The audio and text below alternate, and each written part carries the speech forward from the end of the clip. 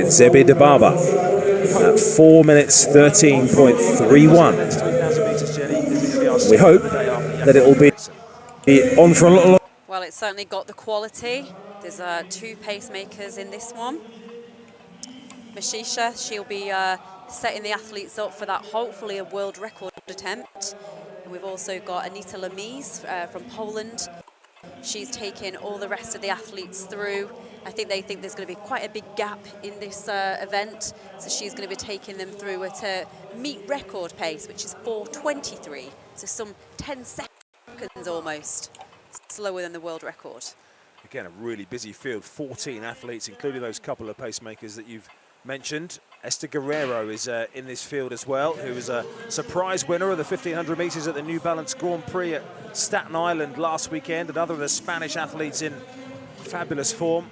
So Guerrero in the red and white New Balance kit around about halfway back, and we've got a faller very early on there. Just try and spot exactly who that was, but that is a bad start. And just looking back, is that Seaguy who's fallen, Jenny?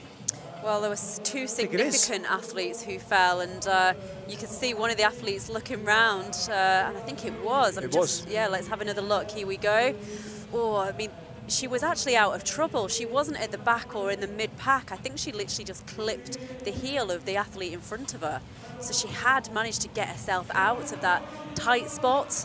She'd managed to get herself in third position, but when you do get these races and the athletes are all kind of vying for the same meters almost, they all want to be in that position.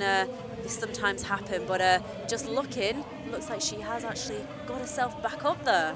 Well, she's got herself back there, Jen. I mean, you'll have been in races like this before. We're talking of world records here. We're talking of targeting things. When you fall in the first 100 metres, yes, she's got herself back there, but what energy is it taken to get back there? Psychologically, what energy is that taken out of her as well in terms of getting refocused on the job?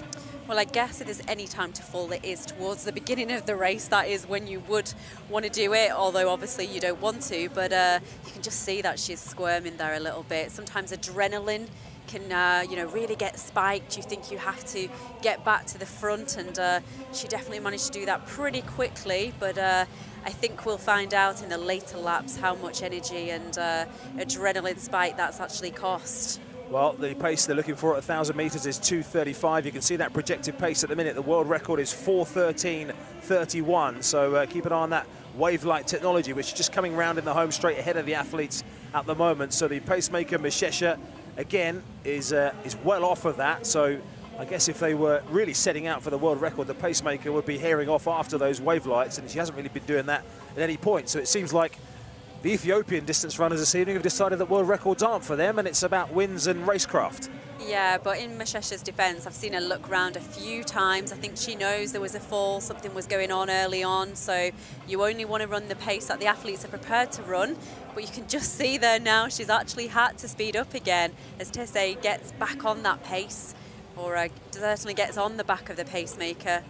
They're ahead of those white lights, so the white lights behind them is the pace of the meeting record, which is 4:23.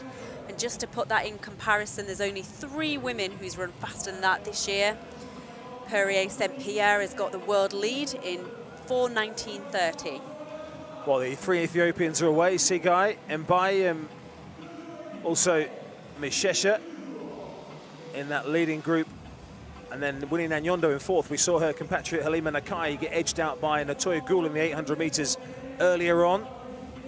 So Mbai now, Aksumowit Mbai, the the world indoor silver medalist in the 1500 metres going back to 2014. She's the world leader in the 1500 metres. And Mbai goes to the front ahead of the Olympic bronze medalist in the 5,000 metres, Gudaf Sigai. Yeah, Mbai got to the front there with 4 laps remaining, but I'm just actually watched, 400 metres remaining, but Tessé didn't like that, did she? She's decided, okay, I'll just take a little bit of a breather, but we'll definitely find out now how much of a sting that took out, that early fall. Well, the world record time of 4:13 is going to slip by here on this final lap, but Sigai can get the win. She's due to race in Torun over 1,500 metres on Tuesday. Just looking around here to see how much Mbai has got left, but Sigai recovering from that early fall on the very first lap, which would have put paid surely to any attempts of going for that Kenzebe Dibaba world record on the track that she set the world indoor 1500 meters record this meeting last year. It's going to be victory again for Gudaf Sigai in the mile. Not the world record attempt successfully this time around. Takes the time of 4:21 in the end, takes the win. So credit to her for coming back from that early fall and taking the win. And Sigai, well, the frustration with all the build-up will tell you everything she needs to know, and that has hurt in more ways than one. Yeah, I'm sure it has. She definitely came here with aspirations to go for that world record.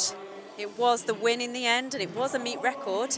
She's actually raised a famous name from the history books, Carla Sacramento from Portugal. I remember as a young athlete watching her, so her name is now erased from those history books. But yeah, you can just see that she's had a spike. I think I could see a bruise or a graze on her elbow as well, and she'll definitely come off from this one quite frustrated. I'm not sure how good a photo it's going to make, unfortunately, with the meeting record check and the flowers, but yeah, I mean, you can see everything you need to know, can't you, about the frustration so early on. And when you come in this sort of shape, let's have a little look here. A clip of the heels on the inside from the athlete there.